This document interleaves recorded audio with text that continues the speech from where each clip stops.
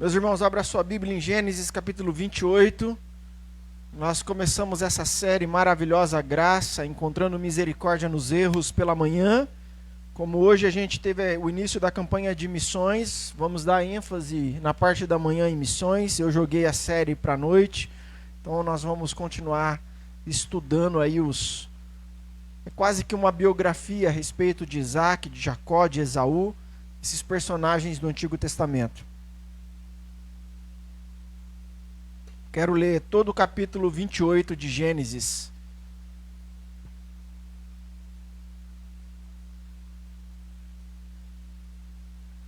Acompanhe comigo a leitura, diz assim: Então Isaac chamou Jacó, o abençoou e lhe ordenou: Não se case com mulher cananeia. Vá a Padã-Arã, a casa de Betuel, o seu avô materno, e case-se com uma das filhas de Labão, irmão da sua mãe. Que o Deus Todo-Poderoso o abençoe, faça-o fértil e o multiplique, para que você se torne uma comunidade de povos.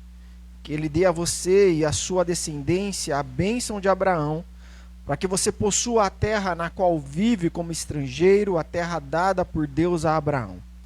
Então Isaac despediu Jacó, e este foi a Padã-Arã, ao filho do arameu Betuel, Labão, irmão de Rebeca, mãe de Jacó e de Esaú. Esaú viu que Isaac havia abençoado Jacó e o havia mandado a Padã-Arã para escolher ali uma mulher, e que ao abençoá-lo lhe dera a ordem de não se casar com mulher cananeia. Também soube que Jacó obedecera ao seu pai e à sua mãe e fora para Padã-Arã. Percebendo Esaú que Isaac, o seu pai, não aprovava as mulheres cananeias, foi à casa de Ismael e casou-se com Maalate, irmã de Nebaiote, filha de Ismael, filho de Abraão, que foi acrescentada às outras esposas que ele já tinha. Jacó partiu de Berseba e foi para Harã. Chegando a determinado lugar, parou para pernoitar, porque o sol já se havia posto. Tomando uma das pedras do local, colocou-a sob a cabeça para deitar-se. Ali sonhou que havia uma escadaria que se erguia da terra, cujo topo alcançava os céus, e pela qual os anjos de Deus subiam e desciam. Acima dela, em pé, estava o Senhor, que lhe disse: Eu sou o Senhor, o Deus de Abraão, o seu pai, e o Deus de Isaque. Darei a você e a sua descendência a terra na qual você está deitado. Os seus descendentes serão como o pó da terra e se espalharão para o oeste, para o leste, para o norte, para o sul. Todas as famílias da terra serão abençoadas por meio de você e da sua descendência. Eu estou com você e cuidarei de você aonde quer que vá, e o trarei de volta a essa terra. Não o deixarei enquanto não fizer o que lhe prometi. Quando Jacó acordou do sono, disse: Sem dúvida, o Senhor está nesse lugar, mas eu não sabia. Com muito medo ele disse: Temível é este lugar, não é outro senão a casa de Deus, essa é a porta dos céus. Na manhã seguinte, Jacó levantou-se cedo, pegou a pedra que havia posto sobre a cabeça, colocou-a em pé como coluna e derramou óleo sobre o seu topo. Ele deu àquele lugar o nome de Betel, embora a cidade anteriormente se chamasse Luz. Então Jacó fez um voto dizendo: Se Deus estiver comigo, cuidar de mim nessa viagem que estou fazendo, prover-me de comida e roupa e levar-me de volta são e salvo à casa do meu pai, então o Senhor será o meu Deus, e essa pedra que hoje pus como coluna será a casa de Deus, e de tudo que me deres, certamente te darei o dízimo. Vamos orar? Senhor nosso Deus, nós já entregamos as nossas palavras ao Senhor através das canções, fazemos isso através da nossa oração, e agora pedimos que o Senhor possa entregar a Tua palavra a nós através dessa reflexão, Senhor. Ajuda-nos a entender a Tua palavra e a colocá-la em prática na nossa vida, para o nosso bem, para a glória do Senhor, é que nós pedimos. Amém. Meus irmãos, há um ditado que diz que você pode enganar algumas pessoas todo o tempo, todas as pessoas por algum tempo, mas você não pode enganar todas as pessoas o tempo todo. Então você pode enganar algumas pessoas todo o tempo, todas as pessoas por algum tempo, mas você não pode enganar todas as pessoas o tempo todo. E Jacó aprendeu isso de maneira difícil. de que as trapaças dele, o engano dele, não iria muito longe, não iria ser sobre todas as pessoas. Ele pôde ter enganado Esaú e Isaac para roubar o direito de primogenitura, ou seja, obter por meio do esforço dele, da mão dele, aquilo que teria sido dele por direito, promessa de Deus, mas por causa da sua astúcia, colocou a própria vida dele em risco, teve de fugir de casa e encarar as consequências do seu pecado. E agora, nesse texto que nós lemos, eles têm um encontro com Deus, o qual não adianta mentir, não adianta querer enganar, não adianta tentar falsear qualquer outra coisa, porque tem alguém que conhece ele profundamente. Nesse texto que a gente leu, eu quis destacar algumas coisas para poder aplicar para a nossa vida. O primeiro destaque que eu quero fazer é sobre o pecado dos pais. Infelizmente, a mentira era algo típico daquela família. Rebeca nem sequer disse ao marido o verdadeiro motivo pelo qual Jacó deveria partir, que era que o seu irmão queria matá-lo. Em vez disso, ela falou que era por causa das mulheres da região. Ela falou para ele. Então Rebeca disse a Isaac: estou desgostosa da vida por causa dessas mulheres hititas. Se Jacó escolher esposa entre as mulheres dessa terra, entre mulheres hititas como essas, perderei a razão de viver. A Rebeca não estava preocupada com a necessidade espiritual de Jacó casar-se com uma mulher dentro da aliança, que fizesse parte do povo de Deus. Ela está preocupada com as noras que ela poderia vir a ter. Parece que aquela era uma família para a qual falar a verdade não significava muita coisa, não significava algo que deveria se apegar. E esse é mais um exemplo do pecado dos pais sendo passado ou sendo visitado centenas de vezes pelos filhos. Abraão começou quando fez com que Sara se passasse por irmã dele, em vez de esposa. Isaac repetiu o mesmo pecado, a mesma mentira junto com Rebeca, e o engano passou a ser o lugar comum na vida daquela família, na vida daqueles descendentes.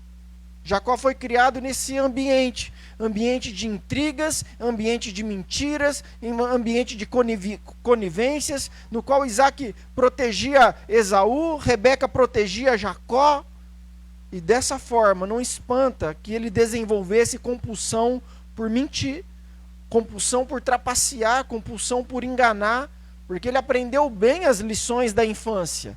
Agora, desaprendê-las seria muito mais difícil. Porque, não sei se você já viu isso, é muito mais fácil a gente aprender, né? Depois, para desaprender, é algo complicado. E esse fato deve nos fazer a refletir sobre os pecados que nós transmitimos diariamente para a vida dos nossos filhos. Queria chamar a sua atenção para isso. Porque eles estão nos vendo mentir, eles estão nos vendo enganar, eles estão nos vendo brigar, eles estão nos vendo fazer fofoca a respeito das outras pessoas, eles estão vendo a nossa hipocrisia em ser de um jeito na igreja, de outro jeito em casa, e nós estamos então formando dentro de casa hipócritas. Gente aprendendo com a gente, porque é inevitável que eles aprendam com os nossos pecados, eles estão vendo, eles estão presenciando, eles estão nos observando 24 horas, e estão aprendendo, estão assimilando todas essas coisas de nós. Então, não tem como não ser diferente. Eles vão aprender essas coisas da gente. Eles vão aprender com os nossos pecados. Eles vão aprender com as nossas falhas. Mas será que aprenderão conosco também, não apenas como pecar, mas também aprenderão a se arrepender dos pecados? Aprenderão com a gente a chorar por causa dos nossos pecados? Aprenderão com a gente a se desviar de alguns pecados? Porque eles aprendem. Eles estão vendo e estão aprendendo. Mas estão aprendendo só as coisas ruins? Eles precisam aprender as coisas boas também. Será que eles podem ver em nós sinais de santidade, sinais de piedade? Será que eles conseguem ver a gente orando, a gente lendo a Bíblia, a gente sendo generosos com as outras pessoas? Ou eles só estão vendo os pecados?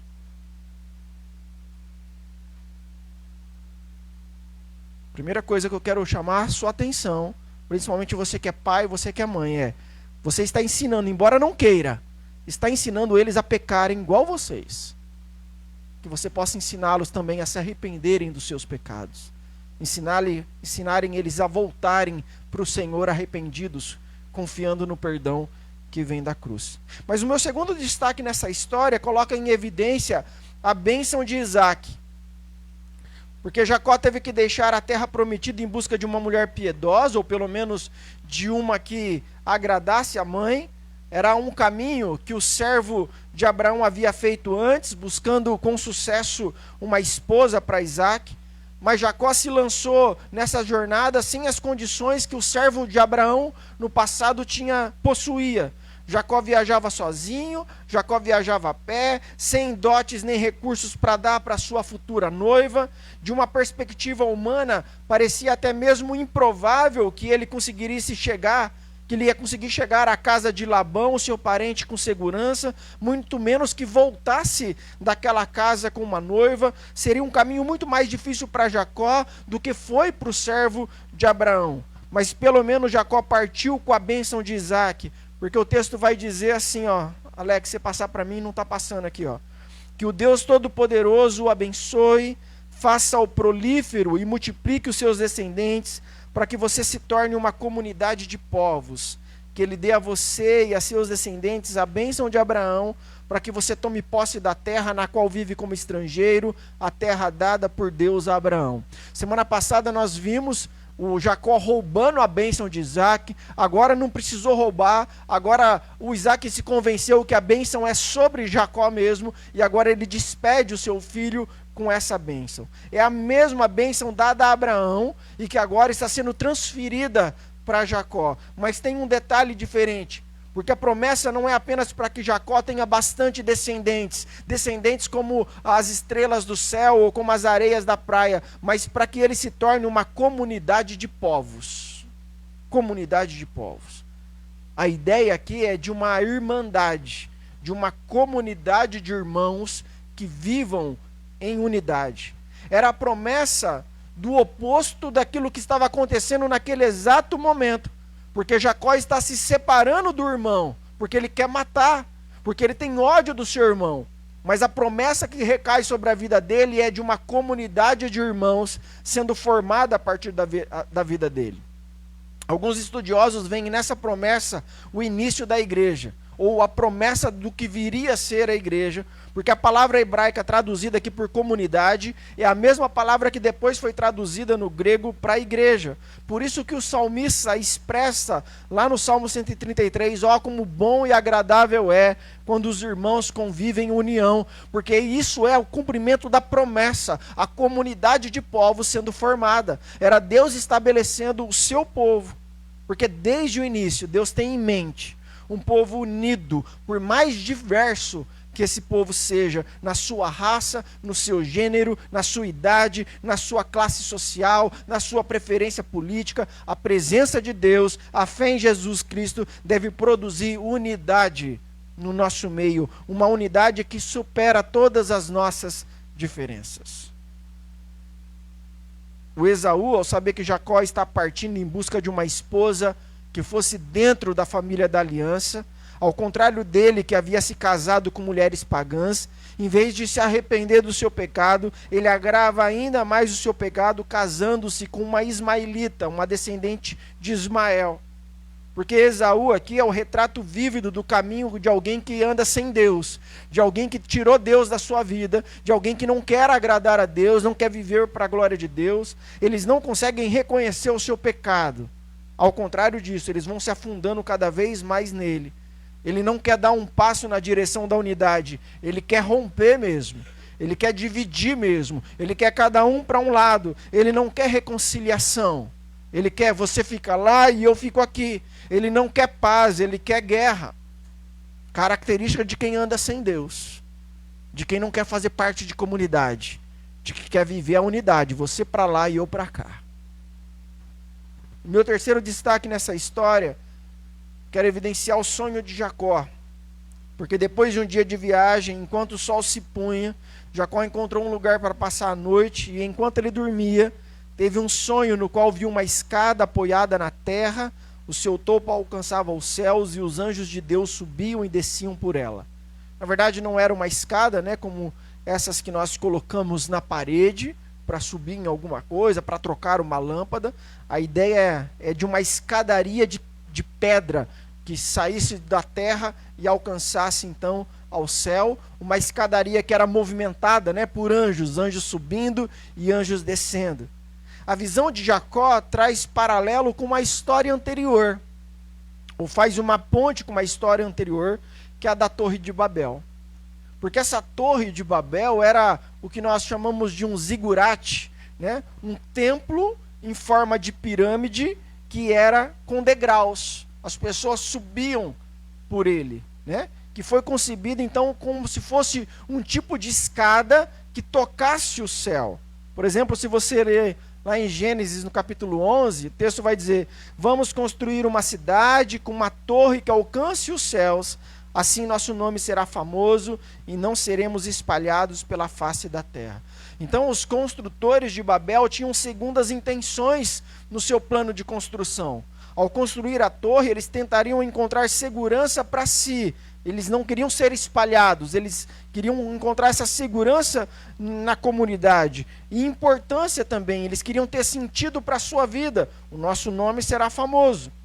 Mas nenhum desses objetivos foi alcançado. Eles foram dispersos pelo juízo de Deus, e em vez de terem uma escadaria que chegasse aos céus, que os fariam famosos, eles viram confusão entrando na experiência deles e acabando então com o projeto do coração deles. Passado alguns anos depois, ou muitos anos depois, ou centenas de anos depois, agora nós temos Jacó tendo um encontro com Deus, um encontro inesperado, um encontro que ele não buscou, né? Jacó nunca fez nada na vida para merecer ser encontrado por Deus, para merecer a generosidade de Deus, muito pelo contrário. Jacó era mentiroso, Jacó era trapaceiro. Tudo que ele procurava naquela noite era um lugar para ele poder descansar da sua jornada. Mas aí ele encontrou algo muito maior. Aquilo que os construtores de Babel procuravam em vão foi dado a Jacó, sem ele procurar, sem ele merecer. O texto vai dizer: eu sou o Senhor, o Deus de seu pai Abraão e o Deus de Isaque, darei a você e a seus descendentes a terra na qual você está deitado. Seus descendentes serão como o pó da terra e se espalharão para o oeste, para o leste, para o norte, para o sul. Todos os povos da terra serão abençoados por meio de você e da sua descendência. Estou com você e cuidarei de você aonde quer que vá, e eu o trarei de volta a essa terra. Não deixarei enquanto não fizer o que lhe prometi. Então, a promessa de descendentes numerosos, de posse da terra, era, em outras palavras, poder dizer para Jacó: o seu nome será famoso, Jacó. Você vai ter centenas de descendentes.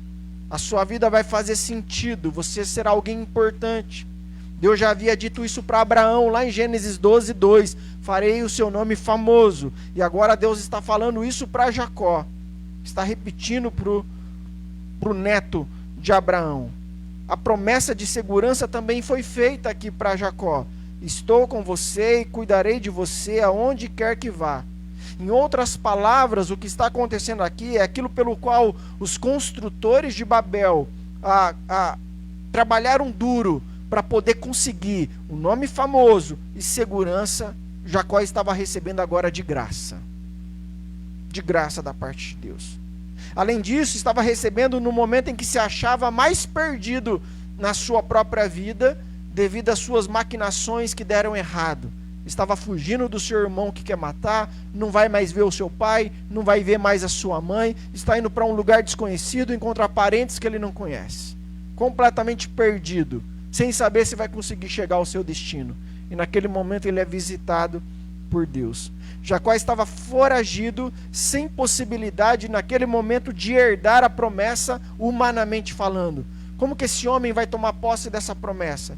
Mas essa era a ironia, porque Deus aparece a Jacó no momento mais crítico, para que Jacó percebesse com clareza que tudo era produto da graça, que tudo era favor imerecido, era bênçãos pelas quais ele não trabalhou e bênçãos pelas quais ele não era digno. Tudo isso. Jacó, você não lutou por isso. Você não buscou isso. Você nem sequer desejava isso. Jacó, você não merece isso. Mas eu estou te dando.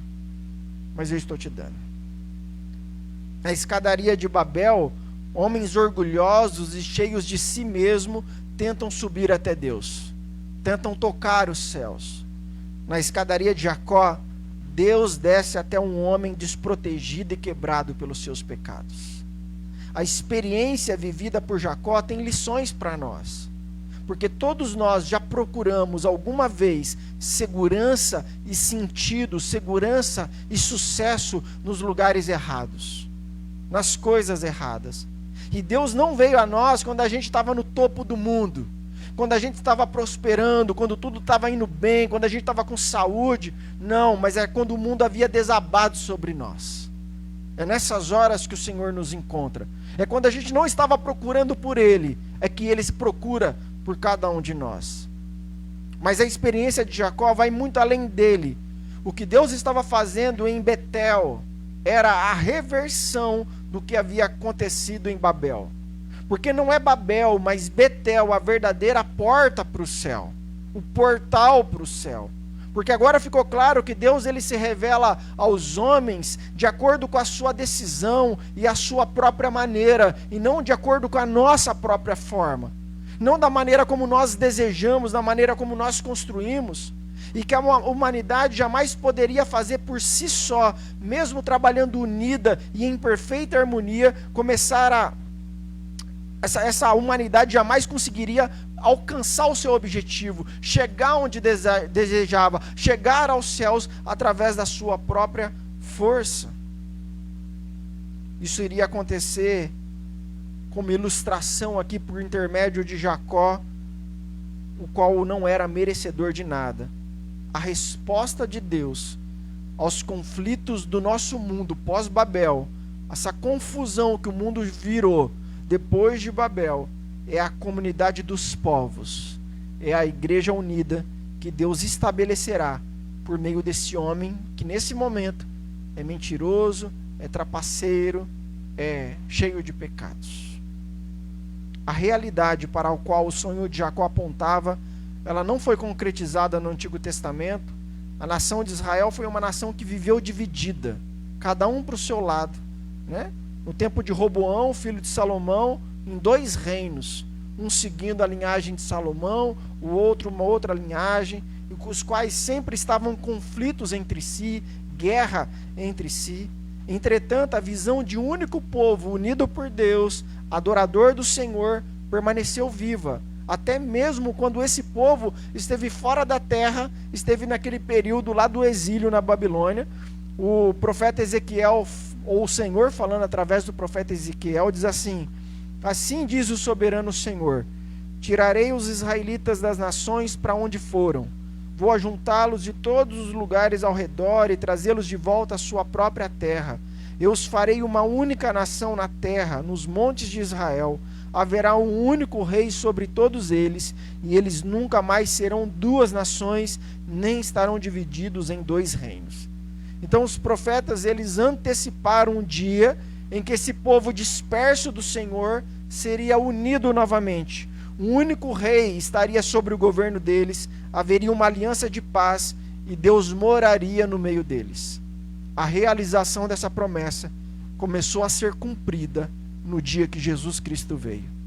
Por isso, quando ele Jesus se encontra com Natanael, a quem Jesus descreve como um verdadeiro israelita em quem não há falsidade, ou seja, o Israel é Jacó, né? Lembra que o Jacó recebe o nome de Israel, mas o Jacó é o mentiroso, o Jacó é o trapaceiro. Mas Jesus olha para Natanael e fala: esse é um verdadeiro israelita em quem não há falsidade. Ou seja, ele é alguém diferente do Israel original, ele é alguém diferente do Jacó.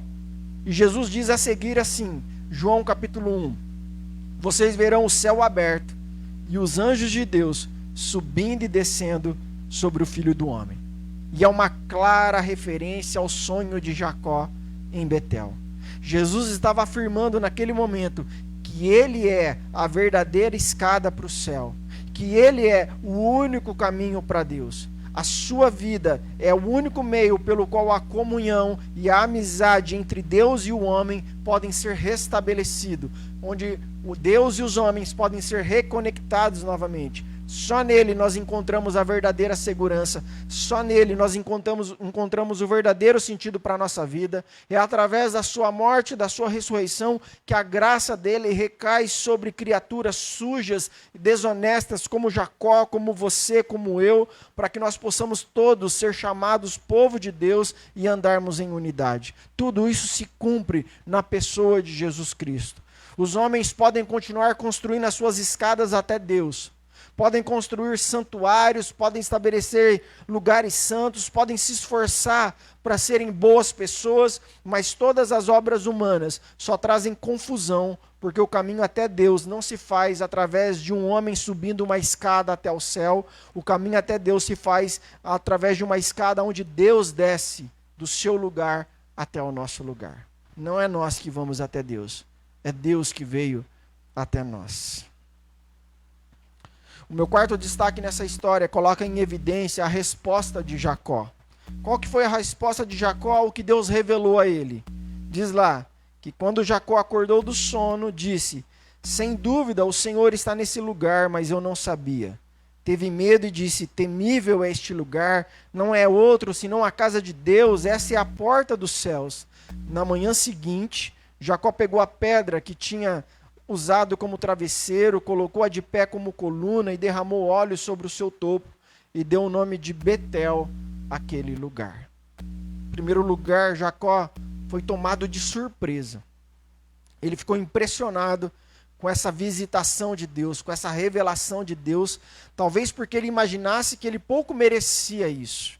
Eu não sou merecedor dessa revelação. Ou eu sou indigno que Deus fale comigo. Eu sou indigno que Deus faça promessas para mim. Eu sou indigno de ter essa revelação. E depois de passar essa surpresa e o medo inicial, Jacó reagiu repetindo precisamente o que Deus havia lhe prometido no versículo 15. Jacó diz assim: então Jacó fez um voto dizendo: se Deus estiver comigo, cuidar de mim nessa viagem que estou fazendo, prover-me de comida e roupa, levar-me de volta em segurança à casa de meu pai, então o Senhor será o meu Deus. E essa pedra que hoje coloquei como coluna servirá de santuário de Deus, e de tudo o que me deres, certamente te darei o dízimo. Se Deus se comprometeu a ser o Deus de Jacó, da mesma maneira como foi o Deus dos seus pais, o Deus dos seus avós, então ele também iria entregar-se completamente a Deus. Ele está dizendo: o Senhor será o meu Deus. Se Deus estaria com ele, provendo-lhe pão e roupas, as necessidades básicas, então Jacó, em retribuição, adoraria a Deus. Ele disse: essa pedra que hoje coloquei como coluna servirá de santuário de Deus, de casa de Deus. E esse voto foi selado com o compromisso de um dízimo de tudo aquilo que Deus o abençoasse. E essa atitude de Jacó nos mostra como que nós devemos responder a Deus quando Ele se revela a nós, ou quando Ele se revelou a nós em Jesus Cristo. Porque não basta a gente ficar surpreso, não basta a gente ficar impressionado com o que Deus diz ou faz. Quem deseja ser povo dele precisa entregar a vida totalmente em adoração a Deus. Precisa se entregar completamente a Ele. Para Jacó, a expressão concreta desse compromisso se deu na forma de um voto voluntário, que foi a entrega do dízimo. Como Jacó viveu antes da lei dada através de Moisés, Jacó não tinha obrigação nenhuma de dar o dízimo, como seus descendentes no futuro estariam obrigados a fazê-lo. Mas o efeito da graça derramada sobre a vida dele, recebida por ele, proporcionou no coração de Jacó um coração grato, um coração que quer responder a Deus, um coração de alguém que quer oferecer algo a Deus. Mas observe, isso não é natural de Jacó, não é natural da sua experiência humana. Por natureza, ele era um tomador das coisas. Por natureza, ele era alguém que pensava que a felicidade resumia em obter, em roubar, em tomar, em trapacear, não em entregar, não em dar, não em oferecer. Mas agora a obra da graça começou a atuar na vida dele, e ele já se mostra mais interessado em entregar do que em obter, do que em receber. E nós podemos ver, meus irmãos, esse mesmo efeito da graça sobre nós. Nós também não estamos sujeitos à lei de Moisés. nós não estamos obrigados a dar o dízimo como os israelitas eram obrigados a dar. Mas como que nós, debaixo da graça de Jesus, podemos fazer menos do que a lei exige? Como que nós podemos fazer menos? Nós não ofertamos para que nós possamos receber de Deus mais do que nós demos. Nós não fazemos isso. Não é uma troca, não é uma barganha que a gente faz com Deus. Pelo contrário, nós ofertamos com uma enorme sensação de gratidão, de reconhecimento de que nós recebemos muito mais do que nós merecemos, de que nós somos muito mais agraciados do que somos dignos. Quem foi tocado pela graça, como Jacó foi, vive ansioso para ser, como o apóstolo Paulo diz, como quem dá com alegria, não por obrigação, faz isso com alegria, faz isso com o coração transbordando de alegria, e queremos, como Paulo diz também na segunda carta aos Coríntios, destacar-se na graça de dar. Nós queremos destacar nisso, nós queremos estar em evidência como alguém que dá, como alguém que se alegra em oferecer a Deus. Na prova do seu compromisso com o Senhor, Jacó ergueu uma coluna de pedra. E essa coluna era mais do que um simples testemunho da visitação de Deus naquele lugar. Na verdade, ele estava agora edificando um santuário, a casa de Deus, o significado de Betel. A resposta de Jacó, a graça de Deus sobre a vida dele, pecador, miserável, não era um simples compromisso em doar alguma coisa. Não era simplesmente, olha, eu vou dar o dízimo de tudo quanto eu tiver. Ele também se comprometeu em adorar a Deus. Adorar. Porque se o dinheiro que você dá na igreja é o único indicador de vitalidade espiritual, então a sua espiritualidade está morta. Está morta. Porque da mesma forma que as ofertas que nós damos, o nosso comparecimento regular aos cultos deve ser uma expressão de gratidão, de amor nosso ao Deus que se revelou em Jesus Cristo. A sua oferta não dispensa a sua presença. Não basta você lá da sua casa fazer um pix. Você tem que estar aqui no domingo. Você precisa estar no meio do povo de Deus, erguendo a sua voz em adoração a Deus. Porque existem dois sinais que são bem presentes em verdadeiros discípulos de Jesus. Primeiro é o desejo de ofertar. Senhor, o Senhor tem me abençoado além do que eu mereço, então eu vou te dar com alegria. O segundo é o desejo de adorar. Eu quero estar na presença do povo de Deus, diante da presença do meu Deus, e erguer a minha voz, e usar as minhas palmas, e poder adorar a esse Deus. Jacó foi levado a adorar devido a esse privilégio de estar na base, no pé da escadaria que levava a Deus. Isso era uma prova da maravilhosa graça de Deus sobre a vida dele. Nós, porém, nós não estamos na base da escadaria olhando para cima, para o céu. Em Cristo, nós entramos com confiança na sala do trono, como diz o autor aos Hebreus. Não estamos na base. Não temos que subir escada. Nós entramos na sala do trono. Nós estamos diante de Deus. Há um outro ponto que nós precisamos observar sobre a experiência de Jacó com Deus.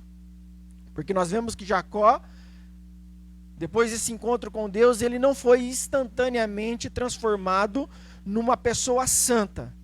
Numa pessoa que não mais mente, numa pessoa que não mais manipula, numa pessoa que não mais faz coisas erradas. De forma alguma.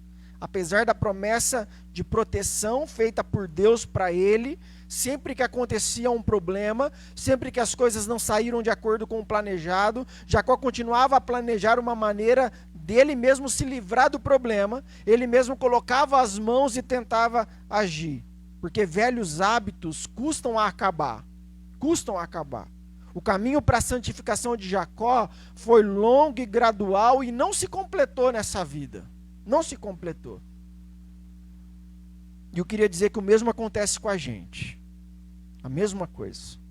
Nós enfrentamos diariamente a decisão entre confiar na promessa de Deus ou confiar nos nossos atalhos pecaminosos. O nosso jeito mais fácil de fazer as coisas.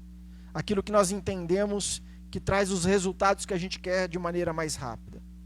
É como se por experiência nós víssemos o pecado vencer com frequência a nossa fé, a fé na promessa de Deus. Da mesma forma como Jacó teve que infinitas vezes voltar os olhos para Betel e lembrar-se da realidade da graça de Deus, eu e vocês também precisamos com frequência olhar para a cruz e lembrar da graça de Jesus Cristo por nós. A ceia foi instituída para esse propósito, para que a gente não esquecesse da graça que nos foi dada. Mas o meu último destaque nessa história coloca em evidência o perigo da idolatria. Porque Betel, o lugar onde Deus se revelou e onde Jacó edificou um santuário para chamar de casa de Deus, viria a se tornar uma cilada para Israel. Em Amós, Deus fala pelo profeta: não busquem Betel, não vão a Gilgal, não façam peregrinação a Berseba, pois Gilgal certamente irá para o exílio e Betel será reduzida a nada. O problema que o profeta está destacando aqui é que o lugar onde Deus uma vez se encontrou com o seu povo acabou se tornando um substituto para o encontro com o Deus vivo. Começou a se valorizar muito mais aquele lugar do que o próprio encontro com Deus. Começou a se dar muita ênfase a Betel, ao santuário, ao lugar onde Deus no passado havia se revelado e completamente tinha deixado de lado, descartado o próprio encontro com Deus que se dava em qualquer lugar. A casa de Deus tinha se transformado em uma casa de idolatria. Por isso Deus diz: não busquem a Betel, busquem o Senhor. É o que ele vai dizer no versículo seguinte, no versículo 6. Uma mudança, por exemplo, semelhante aconteceu com a serpente de bronze que Moisés ergueu lá no Egito, ou no deserto, o que uma vez tinha sido um meio de libertação do povo para uma praga de cobras venenosas, mais tarde se tornou um objeto de idolatria para o povo, porque o povo se prostrava diante daquela imagem. Eu penso que esse é um problema corriqueiro do povo de Deus. Problema corriqueiro nosso. Tradições novas e antigas podem facilmente substituir a realidade do nosso culto. Podem se tornar mais importantes do que o nosso culto. Nós ficamos tão apegados a essas coisas que a gente começa a achar que a gente não pode adorar sem elas. Que não existe adoração se elas não estiverem presentes. Nós não podemos adorar sem instrumentos. Nós não podemos adorar sem hinos do cantor cristão. Nós não podemos adorar fora do templo. Nós não podemos adorar sem a presença de um pastor conduzindo ou pregando o evangelho. Nós transformamos Betel, a casa de Deus, em um objeto de idolatria. Nós criticamos as idolatrias dos outros e nós não percebemos as nossas próprias idolatrias. As nossas próprias. Coisas boas que foram destinadas para a nossa bênção, mas que se transformam em armadilhas para nós durante a caminhada. E a gente precisa ser muito crítico em relação a isso, para ver se a gente não está fazendo de algumas coisas, de alguns objetos, de algumas situações, um objeto de idolatria, que está tomando o lugar do nosso encontro com Deus, da nossa adoração a Deus. Se Abraão é o pai da fé, o Jacó é o pai da graça. Um homem ardiloso, cujas tramóias saíram pela culatra, foge para salvar a própria vida, está preso lá na escuridão do deserto, e ainda assim, Deus escolhe se revelar a ele, e a graça de Deus terá consequências positivas na vida de Jacó. As bênçãos prometidas que Jacó procurou conquistar por meio da sua astúcia, por meio do seu engano, através da sua trapaça, acabaram dadas a ele de graça, sem ele fazer absolutamente nada. Da mesma forma, a graça de Deus recai sobre nós de graça, através da morte do seu Filho Jesus Cristo. Ele que veio ao mundo para restaurar a unidade, a comunidade entre Deus e a humanidade. Ele é o caminho, Ele é a verdade, Ele é a vida, Ele é a verdadeira escadaria para o céu. Ele é aquele por meio de quem nós temos de seguir para a gente chegar até Deus. Só nele nós encontramos segurança, só nele nós encontramos sentido para a nossa vida, só nele nós encontramos bênçãos para nós mesmos, só nele nós encontramos bênção para os outros. Na verdade, como diz Paulo aos Efésios, todas as bênçãos espirituais são nossas nele, ou são nossas através dele. E o caminho para essas bênçãos não pode ser trilhado por meio da trapaça, como Jacó tentou fazer. Essas bênçãos não podem ser conquistadas como os arquitetos de Babel tentaram fazer, porque essas bênçãos, elas são dadas gratuitamente por Deus aos que ele escolheu e chamou para um relacionamento com ele, como Paulo novamente diz aos Efésios, a qual nos deu gratuitamente no amado. Deus nos deu através de Jesus. Se é gratuito, é graça. Se é no amado, é em Jesus que nós recebemos essas bênçãos. Então, louvado seja Deus pela sua maravilhosa graça dada a nós em Jesus. Algumas perguntas para a gente refletir. Primeira, quais são os pecados que você aprendeu com a sua família? Quais são os pecados que você tem ensinado os seus filhos? Pense nisso. Pense nisso. Porque ele já te vê mentir, ele já te vê sendo hipócrita, ele já te vê sendo egoísta, ele já te vê sendo fofoqueiro. Talvez ele, se for pequeno demais, não consiga categorizar essas coisas dessa maneira, não consiga categorizar como pecados, mas ele está assimilando cada uma delas na própria vida. Que tal ele começar a ver você também a orar, confessar os seus pecados, arrepender dos seus pecados, ensine também ele a isso. Se é inevitável que a gente passe pecados para os nossos filhos, que a gente possa passar piedade para eles também. Que eles possam ver a gente buscando a Deus, que eles possam ver a gente lendo a Bíblia, que eles possam ver a gente ser o primeiro a ficar pronto no domingo de manhã para ir na igreja, que a gente possa cultivar a piedade na vida deles. Segunda coisa, nós vimos que a resposta de Deus a Babel foi Betel. Em Babel o homem cria a religião. O que é a religião? É a forma humana para se aproximar de Deus através do próprio esforço, sem o sacrifício de Jesus, sem o sangue de Jesus. Isso é a religião. Qual o conjunto de coisas que eu preciso fazer para Deus se agradar de mim? Então, você dá dinheiro na igreja, você vai todos os domingos na igreja, você anda de uma maneira, coloca roupas modestas, faz isso, faz aquilo, é a sua maneira de se aproximar de Deus. Isso é religião. Cada religião tem o seu jeito de fazer. Tem a religião que fala assim, olha, no sábado você não faz absolutamente nada. Tem outra religião que fala uma outra coisa. Tem outra religião que fala você não pode usar calça. Cada religião tem a sua maneira de dizer como o homem tem que se aproximar de Deus. Mas em Betel, é o próprio Deus que desce, é o próprio Deus que se aproxima do homem, através do seu Filho morrendo e se entregando por nós. Então não pense que salvação é algo que você conquista fazendo um conjunto de coisas, porque não é. Salvação é algo que nós recebemos. Salvação é presente, não é recompensa. É presente da graça para aqueles que colocam a sua fé em Jesus. E por último, se você já conseguiu entender a graça e o amor de Deus demonstrado na cruz, qual tem sido a sua resposta? O que você tem feito a partir disso? Porque Jacó assumiu seu compromisso com Deus, construiu um santuário e entregou o dízimo. Nós devemos nos entregar totalmente a Deus em adoração e em generosidade, como expressão da nossa gratidão pela graça e pelo amor que foi oferecido a nós.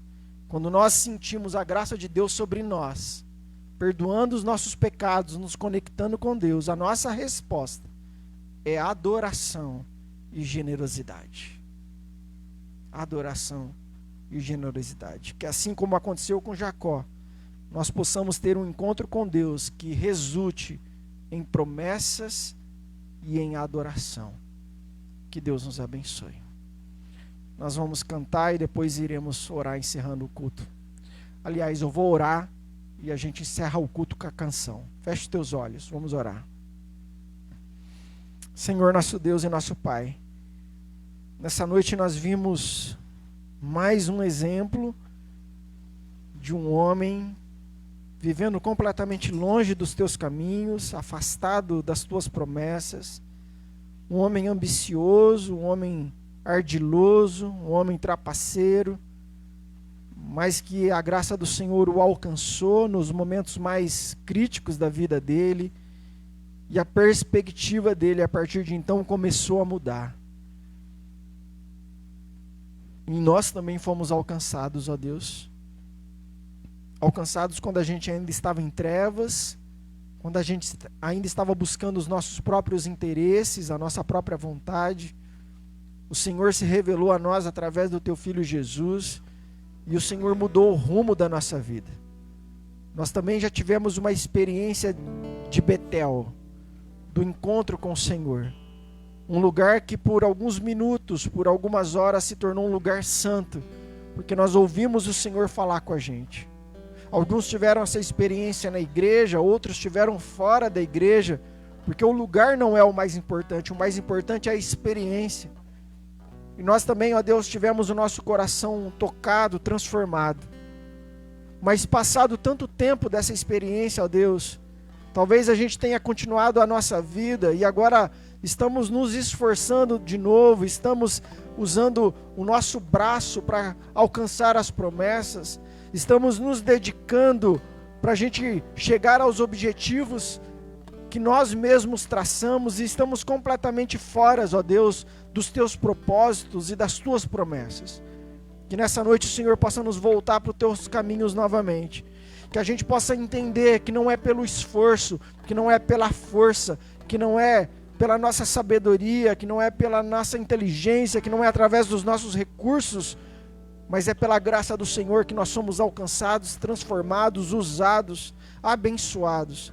Que tudo é graça do Senhor sobre nós. Obrigado a Deus, obrigado pelo Senhor estar conduzindo a nossa vida e continuamente corrigindo o nosso percurso.